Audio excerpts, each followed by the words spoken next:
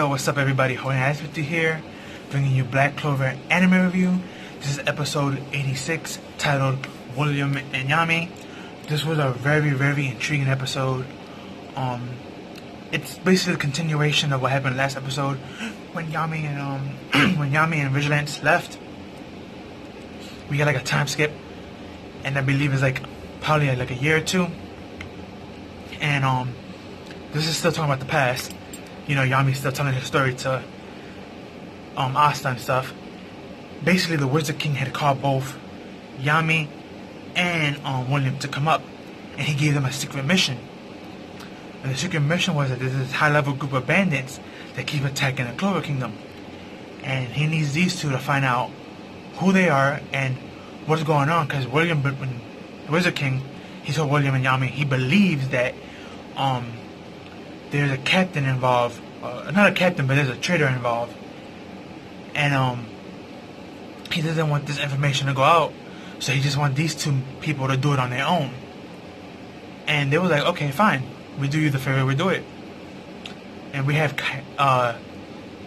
William, he's in one city, and then in the other city we have Yami, and they talking through like these little communicator discs, one of the magical items they have in there were. And they communicating to it, and they say like everything is peaceful, nothing has shown up so far. But William did say something important to Yami, and that was that in that town that he's in guarding, the leader of the town, you know, the village elder, he had found a magical artifact, and he has it displayed in front of his house, and everyone in the village go there to pray and to give thanks for it. So it's only a little bit of people that know that information. So if any one of our two places is going to get hit, it might be yours first. Should make sure to keep the eye out. So he's like, okay, yeah, sure. So, you know, Yami, after they discussed their, talk, Yami went straight to bed. And when he woke up, it was late at night, and he realized there was like a group of 50 mages going towards the city. So he gets in his broomstick and he just goes up and he just goes attacking them. And he is annihilating them completely. He's beating them easily, until like the sand arrow attacks him from the back. He dodges it and all, but it ends up blowing up in his face. He gets smoke and dust in his face, and we see who it is. We see the leader from the old bandit group that he took out a while back, and he's there, and he looks a little bit different. Like he has like scars on his body. He's a little bit bulkier, and he has this magic wand with like this purple gem on top, and that's allowing him to like use different sand spells. And he fight Yami with that. Sadly, it was off screen, we didn't get to see the fight, but Yami offed him and his people easily. And Yami was like, yo, you got 5 seconds to tell me who hired you and how you got that staff. And when the guy was about to speak, an old lady, not minding her business, snuck up and she made some noise, and they knew that she was there. And since they both looked at her, and Captain Yami had his guard down, Yami had his guard down because he's not a captain yet. This bandit leader, took advantage, and he grabbed her in a stick and he put it to her throat, and he was like, you're not gonna move. And he was like, you know you can't beat me or your men, right? He's like, maybe we can, but they can. And when he said that, Yami got like ensnared by like these vines and this golem made of rock, and they held him from the back, and he was stuck. And we see two captains. We see the captain of the Silver Eagle and the captain of the Crimson Lion. Now this is when things get very intriguing, because this lets us know that Fragolian and Nazel, they wasn't always the captains, and we get to see who was the captains before them. And they try to like crush Yami, where they got him in that hold, and the other band, they take his men and they leave to steal the treasure and go back to their base. But William comes, he ends up helping Yami, and then we get to see Yami and William versus these two captains. I believe it's Maul and Gall. I'm probably butchering their names, so forgive me. But they fought us anyway for being captains. Yami and William took them out with ease, and then they went to go chase the other bandits. And when they went to go chase the bandits, someone already had beat them, and they don't know who it was. But we get to see who it was, and it was actually funny because it was actually not William, Julius. the Wizard King, he actually showed up and he knocked out everybody and left them there and left back to the capital. And like he did this in an instant and nobody knew it was him, except himself, of course. But William and Yami, they report back and they say everything is fine. We captured everybody. They put in prison. Blah blah blah. And this is when we get what is very interesting of the episode. The best part, actually. The Wizard King asks them, I want y'all two to both be captains of 2 new squads. And he gave them the opportunity to become captains, and they both took it. And Yami was like, I guess our contest ended in a draw, huh? He's like, yeah. He was like, well, it's nice being with you, Captain. And he's like, okay, Captain. And they both shook hands, as you see in one of my thumbnails. It was pretty cool.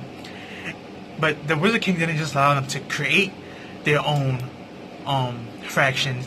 They were able to just name it and create their symbol. Yami, of course, created it. He called it the Black Bulls, and it's a black bull and a golden star. Then we have William, which he created the Golden Dawn, which is a shield with the sun rising and a town on it. They created their own symbol for their squad and their names. So it's nice to know that the 11 and 12 squad, which is Yami's and Williams, they were actually new squads, which means there's never been a captain other than Yami and William for these squads. That's going to be very interesting because we also got information earlier where the Wizard King and Yami, they were getting kind of smart with each other because Yami was like, what if one of us is a traitor and you trust in us? Wouldn't that be bad for you? And the Wizard King replied, smiling and laughing, yeah, that would be bad for me because there's nothing I can do if one of you was decided to betray me. So keep that conversation in mind for later episodes. But now it makes sense because we get to see that William and Yami are the first captains of their squad because they created it. Thanks to William and thanks to Julius. So that was very interesting to see. But that was basically the end of the episode, and they shook hands and they went their own way.